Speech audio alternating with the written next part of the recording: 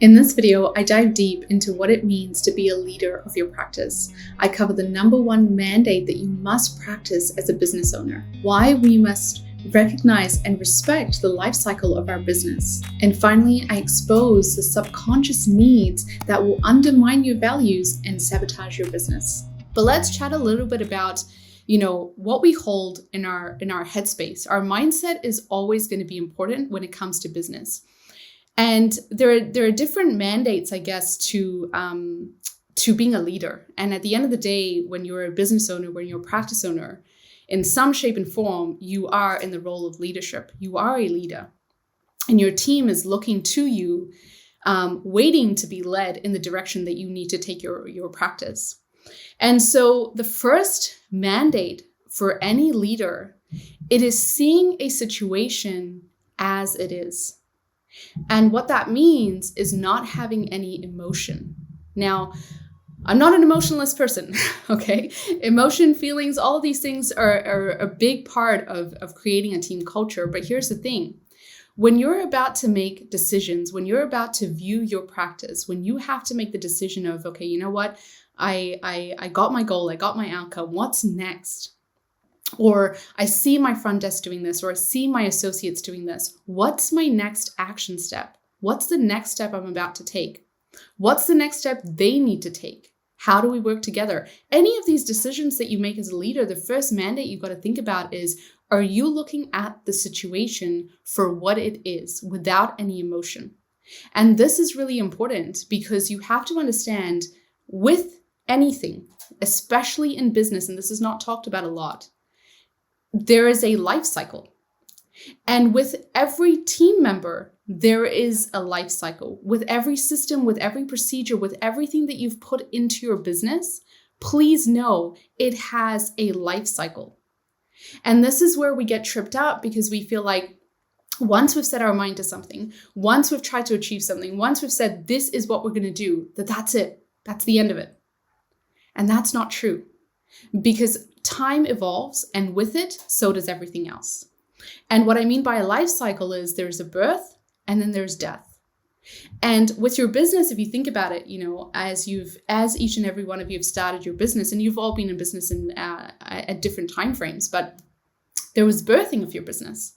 And with the birth of your business, there was celebrations, but there was definitely challenges and struggles. Probably challenges and struggles that you thought that you would never get over. And now you look back to it and now you're like, that was a piece of cake. Like, I wish I had that problem and not this problem today, right? That's what we all think. But then your business started to learn how to crawl. Then it was walking. Then it was sprinting. Then it got to the stage where it was like rebellious, like, no, this is you trying everything and it just won't work, right? And then there was pushbacks. Then people started entering your business. There was the social aspect of your business. Then there were more issues around that. And here's the thing. When you have a life and a death cycle, as a business owner, if you can't see for things as they are, you will start making decisions based on emotion. And when we think from emotional, or more like when we feel from emotion, our go-to response will be to fulfill the very basic need we all have. Do you guys know what it is? It's certainty. We love certainty. We do not like to be in discomfort. We love comfort, and comfort equals certainty. And so I want you to sit with that for a moment, because you want to start reflecting and observing your actions from the beginning to even today. How many decisions you make based on wanting certainty? And how often are we afraid of getting close to the point of death, right? That's life cycle of the business, that point of death where we go, oh, that's too scary. I have no idea what's going to happen. It's going to create so much uncertainty that I will make a decision well beyond that to ensure that organically that death doesn't happen. And I wonder, and I get curious as to if we allowed the organic process to happen, what our business would look like, what our business would feel like. And we can't fathom that at the moment, because the one thing that gets in our way is this consistent fear of uncertainty. Absolute fear of uncertainty. When we have a staff member, an associate, and they're doing stuff, things are not going well. In your gut, in your insight, you know something's not right. But you don't cut it off. You make that decision of sitting in comfort of keeping them, because losing them would mean what? You don't know. And the not knowing is terrifying. What if I make this decision and everything comes crashing down? Right? What if I make this decision and then I realize, oh my God, it was the worst decision? And how often does it happen when we make a decision and then a massive obstacle happens and we're like, crap, I clearly feel like I made the wrong decision? Or is it just a test in that moment to see the resilience that you have? You know, it's interesting because do you want to know the second need, the second most fundamental need is actually, believe it or not, ironically, uncertainty. So we have a need for certainty and we have a need fundamentally for uncertainty. And it's actually a paradox. Because guess what? If you're completely certain all the time, can you imagine if you knew that every time you did something, said something, felt something, that this outcome would be achieved, no questions asked, like there was absolute prediction, would you not be bored? You'd be absolutely bored. And that's why, you know, if you look at practice owners, you look at business owners, they're constantly innovating. They're creating things. You actually, interestingly enough, believe it or not, if you truly tapped into your role as a business owner, as a practice owner, you would realize that that role wants to embrace uncertainty. Because when you have uncertainty, that's where you have growth. When you have, and don't get me wrong, both are needed, which is why they're both our needs. It's about understanding then at a deeper level, when you have certainty or when you don't have certainty, what vehicle are you using to try and get to that certainty or that uncertainty? And that's the very important part. What vehicle do you take, or what vehicle are you using to get to certainty? And very important to understand these concepts, because this is what your staff and your associates are operating from. I have a client that I'm working with. You know, her associate wants to leave and she's terrified. She's terrified that he's going to leave, even though she has another associate with all this stuff. And I was like, yep, okay, I hear your story. And I kept thinking about this associate, and what I kept hearing from her is, oh, he wants to leave because he just wants more money. He just wants more money. He just wants more money. I said, okay, why doesn't he just work more? Like, why doesn't he just put in a few more hours and he might just get some more money? Oh no, but he also doesn't want to do things outside of patient only time. Cool. Yeah, got it.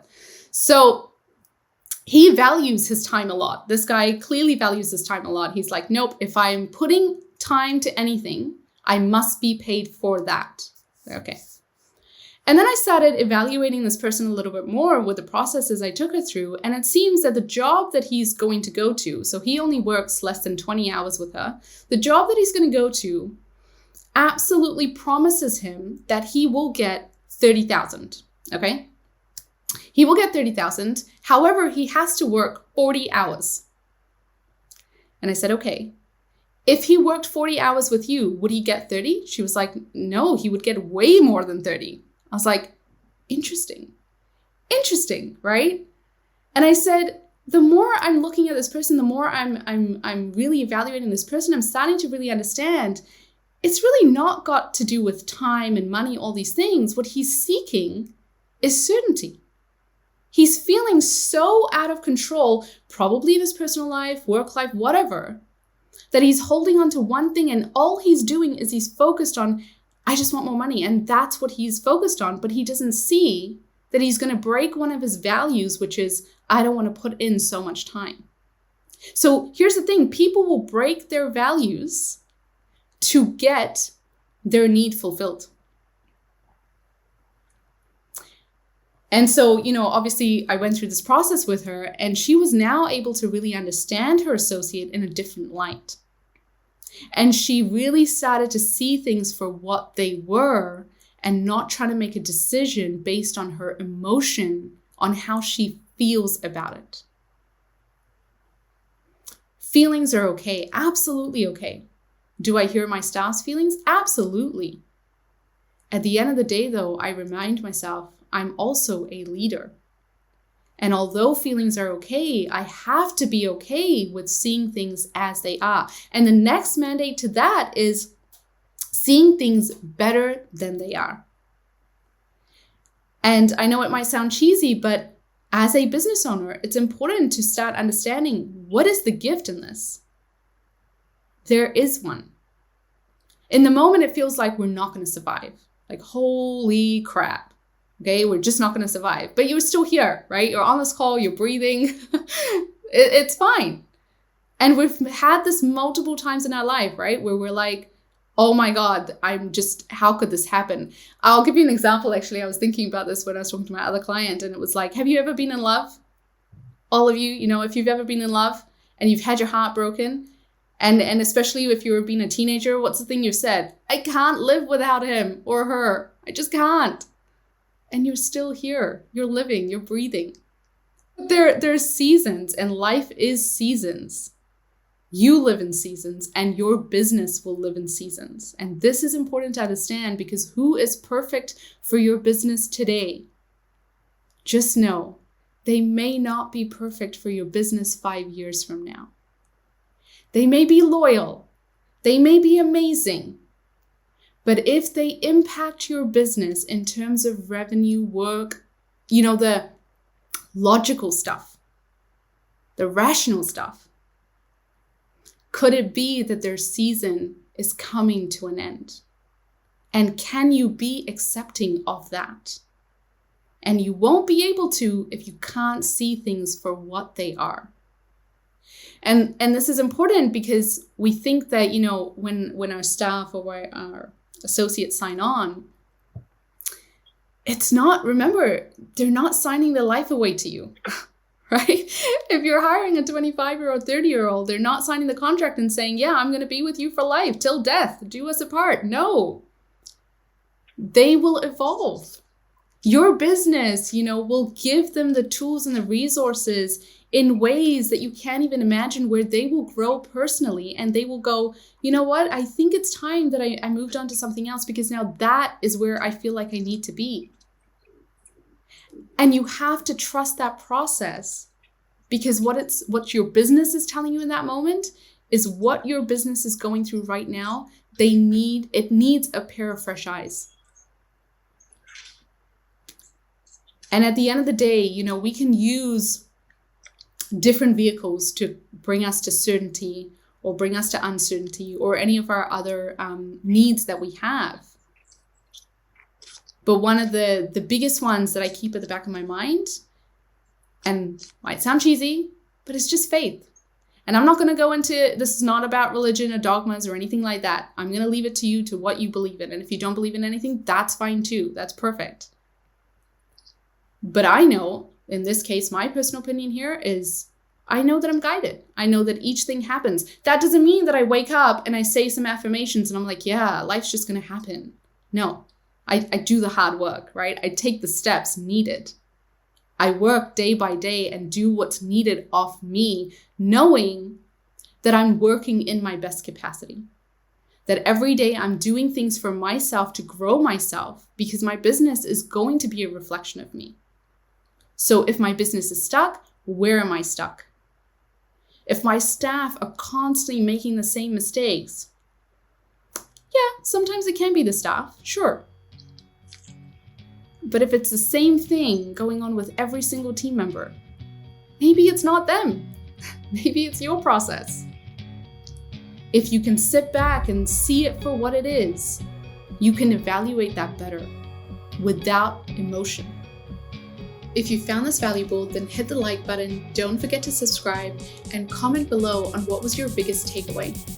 I've gone ahead and created more videos that I know you'll find useful, so take a look at those next.